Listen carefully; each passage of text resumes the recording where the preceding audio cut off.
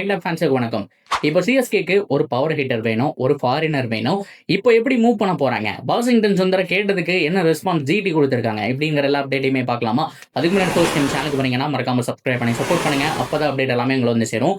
சரி வாங்க வீடியோக்குள்ள போலாம். So first of all CSK Sanju சாம்சனை ட்ரை பண்ணாங்க, அதுவும் போச்சு. அதுக்கப்புறம் வாஷிங்டன் சுந்தரா ரொம்ப நாளாக கேட்டிருந்தாங்க. ஒரு 2 வீக்ஸாக அந்த பற்றின டாக்ஸ் போயிட்டு இருந்துச்சு. அவரே ஒத்துக்கிட்டாருங்கிற மாதிரி ஒரு சில சேனல் எல்லாம் சொன்னாங்க. ஆனால் அது எல்லாமே ரூமர் அப்படிங்கிறது இப்போ தான் தெரிய வந்திருக்கு. ஆக்சுவலாக ஒத்துக்கிட்டு இருப்பாங்க, ஆனால் இப்படி ஒரு இன்னிங்ஸ் அவர் ஆர்டருக்கு முன்னாடி நடந்திருந்தா ஒத்துக்கிட்டு இருப்பாங்க அப்படிங்கிற மாதிரி சொல்லி ஆகணும். என்ன ஆச்சு அப்படின்னு கேட்டிங்கன்னா, வாஷிங்டன் சுந்தர் சிஎஸ்கேக்கு வர போறாரு, ஒரு ட்ரேட் கேட்டிருக்காங்க. கேஷ் டு கேஷ் ட்ரேடாக இருக்கலாம், கேஷை கொடுத்துட்டு பிளேயரை வாங்கிக்கலாம் அப்படிங்கிற மாதிரி ஒரு ட்ரேட் விண்டோ இருக்கு அப்படிங்கிற மாதிரி சொல்லிட்டு இருக்காங்க. இப்படி ஒரு பேச்சுவார்த்தையும் போயிருக்கு. அவர் அக்செப்ட் பண்ணிட்டாரு. ஆல்மோஸ்ட் வரது மட்டும்தான் பாக்கி. அவர் பேக் பண்ணியிருந்தாங்கன்னா சிஎஸ்கேவே போய் கூப்பிட்டு வந்திருப்பாங்கிற மாதிரி அளவுக்கு இல்லாம அளந்து விட்டுட்டு இருந்தாங்கன்னு சொல்லி ஆகணும். அப்படி இருக்கும்போது ஆல்ஜஸ் நேரம் என்ன சொல்லியிருக்காரு அப்படின்னா, உண்மைதான் அவங்க வந்தாங்க கேட்டாங்க, இருந்தாலும் நாங்க கொடுக்கலப்பா, நாங்க எப்படி கொடுக்க முடியும் அப்படிங்கிற மாதிரி கேட்டுட்டாரு. என்ன ஆச்சுன்னா, ஒத்தாளா நின்று 49 ரன் அடிச்சிருப்பாரு. ஸோ ஆஸ்திரேலியாக்கு அகேன்ஸ்டா பவுலிங் மேஜிக் விக்கெட் மேல விக்கெட் கன்சிஸ்டண்டா போட்டுக்கிட்டே இருக்காரு. ஒரு ஃபைன் ஆல்ரவுண்டர். போன சீசன் பெருசா வாய்ப்பு கிடைக்கல. அவங்களுடைய ஓப்பனர்ஸே ஆல்மோஸ்ட் ஒரு 9 மேட்சஸ் டு 10 மேட்சஸ் வந்துட்டு ஆடி கன்சிஸ்டண்டா ஆடிட்டாங்க. அவருக்கு பேட்டிங் சான்ஸ் கிடைக்கல. கிடைச்ச மேட்ச்ல ஒரு 49 சம்திங் என்னமோ அடிச்சாருன்னு நினைக்கிறேன். பவுலிங் வந்துட்டு கன்சிஸ்டன்ஸா போட்டாரு. அண்ட் பவுலிங்கும் நிறைய மேட்சஸ் அவருக்கு கொடுக்கறது இல்ல. திவாட்டியாவை நம்புறாங்க, இவரை நம்ப மாட்டேறாங்க அப்படிங்கிற பிரச்சனை இருந்தது. இப்போ இதெல்லாம் பார்த்து மற்ற டீம்ஸும் கேட்கறாங்க அவருடைய ஒர்த் என்னன்னு தெரிஞ்சதுக்கு அப்புறம் இப்போ ஜிடி என்ன பண்ணாங்க அப்படின்னா, சிஎஸ்கே வந்து அப்ரோச் பண்ண உடனே ஹோல்டிங்ல வச்சிருந்தவங்க இல்ல எங்களால கொடுக்க முடியாது, ஆல்ஜஸ் நேரம் வந்துட்டு ஓப்பனாகவே சொல்லிட்டாரு, நாங்க வந்துட்டு அக்செப்ட் பண்ணல, அப்படி ஒரு டீல் வேண்டாம் அப்படிங்கிற மாதிரி சொல்லிட்டோம். வாஷிங்டன் சுந்தர் ஆல்சோ ஜிடியில் இருக்க ஓகே தான், ஃபைன், எனக்கு போதும் அப்படிங்கிற மாதிரி அவரும் அக்செப்ட் பண்ணிட்டாரு. ஸோ ஜிடியில் உங்களுடைய சக நண்பர்கள் இருக்காங்க, நல்ல டீமே, அவருக்கு ஸ்பேஸ் கிடைக்கும். சிஎஸ்கே போனால் அதே ஸ்பேஸ் கிடைக்குமாங்கிறது டவுட் தான். ஏன்னா 100 அகமது ஜட்டு ஆடியே ஆகணும். அவர் எந்த பொசிஷனில் ஆடுவார், கன்சிஸ்டன்ஸாக வாய்ப்பு அப்படிங்கிறது கிடைக்குமாங்கிறது ஒரு டவுட்டில் போச்சு. ஸோ இப்போதைக்கு இருக்கிற நிலைமையெல்லாம் நம்ம கழிச்சு பார்க்கும்போது வாஷிங்டன் சுந்தர் டு சிஎஸ்கே அப்படிங்கிறது வந்துட்டு நடக்காத ஒரு விஷயம்ங்கிறத கன்ஃபார்ம் பண்ணிட்டாங்க. ஸோ இது போக சிஎஸ்கேக்கு மிடில் ஆர்டரில் ஒரு பவர் ஹிட்டர் வேணும்.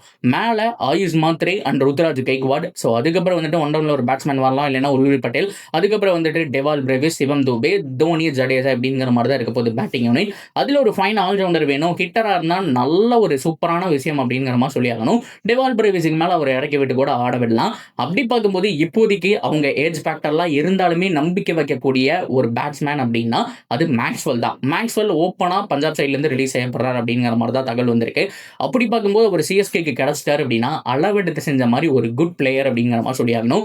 ரீசெண்ட் டைம் ஃபார்ம் பவர் தான், பட் இருந்தாலுமே பார்ட் டைம் ஸ்பின் போடுவார். இது எல்லாமே சிஎஸ்கே உடைய கிரைட்டீரியாக்குள்ள வருது அப்படிங்கிறதுனால கண்டிப்பாக மேக்ஸ்வெல் சிஎஸ்கேக்கு வந்தாருன்னா ஒரு குட் ஆப்ஷன் தான். அஃப்கோர்ஸ் ஆல்ரெடி சொன்ன மாதிரி ஃபார்ம் அவுட் இது எல்லாமே இருந்தாலுமே சிஎஸ்கே கொஞ்சம் டிஃப்ரெண்டாக யோசிப்பாங்க. ஒரு பிளேயரை பயங்கரமாக நம்புவாங்க. போன சீசன் நீங்கள் பார்த்துருப்பீங்க, ராகுல் திரிபாதி புவர் ஃபார்மு, தீபக் கூட புவர் ஃபார்மு, ரிப்பீட்டடாக கொடுத்துட்டே இருந்தாங்க. பட் இருந்தாலுமே அவங்க கிட்ட இருந்து பெருசாக வந்துட்டு அவுட்புட் கிடைக்கல.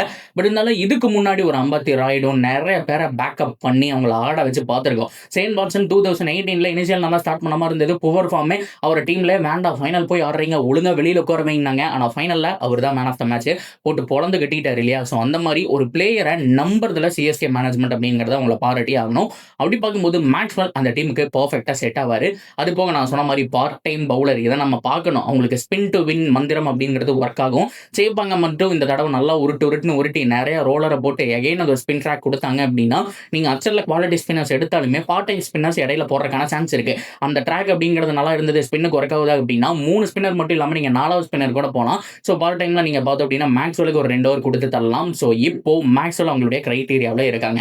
இன்னும் யாரு அப்படின்னா லியாம் லிவிங்ஸ்டன். ஸோ கண்டிப்பா ஆர்சிபி சைட்லேருந்து ரிலீஸ் செய்யப்படக்கூடிய பிளேயர் லியாம் லிவிங்ஸ்டன் அப்படிங்கிற மாதிரி கன்ஃபார்ம் ஆயிருக்கு. ஸோ வேற வழி இல்லை, அவங்களும் அதை ரிலீஸ் பண்ணிட்டு அதை விட பெட்டர் பிளேயர் யாராவது கிடைக்கிறாங்களாங்கிறத பார்க்கணும். ஏன்னா ஆல்ரெடி அவர் இல்லாமல் ஸ்குவாட் செமையா இருக்கு. அவருக்கு பதிலாக ஜேக்கப் பெத்தல் இருக்காரு, அவரை விட 10 மடங்கு நல்லா ஆடுறாரு. யங்ஸ்டர் இதை 10 வருஷத்துக்கு பேக்கப் பண்ணலாம். But Liam Livingstone total form out. ஒரு 50 அடிச்சிருந்தாலுமே அந்த 50 ஓடிஐயில் அடிச்ச மாதிரி இருந்தது. அந்த அளவுக்கு டோட்டல் ஃபார்ம் அவுட்ல இருக்கக்கூடிய ஆளு. அதனால லியாம் லிவிங்ஸ்டனும் பார்த்தோம் அப்படின்னா வெளியில விட போறாங்க. அதையும் சிஎஸ்கே கிராப் பண்றதுக்கான ஆப்பர்ச்சுனிட்டி இருக்கு. இதுக்கு முன்னாடி பல தடவை நம்ம பார்த்துருக்கோம். ஒவ்வொரு தடவை ஆக்ஷன் வரும்போதுமே லிவிங்ஸ்டனுக்கு பல தடவை ட்ரை பண்ணியிருக்காங்க. சிஎஸ்கேனால வாங்க முடியாம போயிருக்கு. லிவிங்ஸ்டன் வந்தாலே எங்களுக்கு வேணும் அப்படிங்கிற மாதிரிலாம் ட்ரை பண்ணியிருக்காங்க. பஞ்சாப் ஆகட்டும், ஆர்சிபி படுத்தப்பாகட்டும். ஸோ அப்படியெல்லாம் ட்ரை பண்ணும்போது இந்த தடவை கிடைச்சா தொக்கா தூக்கி போட்டுக்குவாங்க அப்படிங்கிற மாதிரி தான் சொல்லி ஆகணும். ஸோ மேலே வந்துட்டு ருத்ராஜ் கெய்க்வாட் நாயிஸ் மாதிரி ஆடும்போது ஒன் டவுன்ல இவரை இறக்கி விடலாம். அதுக்கப்புறம் வந்துட்டு டெவால் பிரேவிஸ், அதுக்கப்புறம் உருவில் பட்டேல், சிவம் துபே, எம்எஸ் தோனி, ஜடேஜான்னு பார்க்கும்போது ஒரு டெட்லி காம்போவா இருக்கும். ஸோ அப்படி பார்க்கும்போது அவங்களுடைய டார்கெட் இப்போதைக்கு 2 ஹிட்டர்ஸ், அதாவது லிஸ்ட்ல இல்லாம மற்ற பிளேயர்ஸ் மார்க்கெட்டுக்கு வரக்கூடிய பிளேயர்ஸ் விட்டுருங்க. இப்போதைக்கு ரிலீஸ் செய்யப்படக்கூடிய பிளேயர்ஸ்ல 2 பேர், ஒன்னு மேக்ஸ்வெல், இன்னொன்னு லியாம் லிவிங்ஸ்டன் அப்படிங்கிறத இந்த இடத்துல தெரிவிச்சுக்கிறேன். பொறுத்திருந்து பார்ப்போம் கைஸ். இன்னும் கிட்டத்தட்ட ஒரு 9 நாள் இருக்கு. அதுக்குள்ள லிஸ்ட் எல்லாமே வந்துடும். அதுக்கப்புறம் என்னென்ன எப்படி அப்படிங்கிறத நம்ம தனியாக வந்து ப்ரிப்பேர் பண்ணுவோம். இதை பற்றி உங்களுடைய கருத்துக்கள் என்னவோ அதை தாராளமாக கமெண்ட் செக்ஷன்ல சொல்லாம தொடர்ந்து அப்படி சேனலோட நினைச்சிருங்க. சப்ஸ்கிரைப் பண்ணி சப்போர்ட் பண்ணுங்க.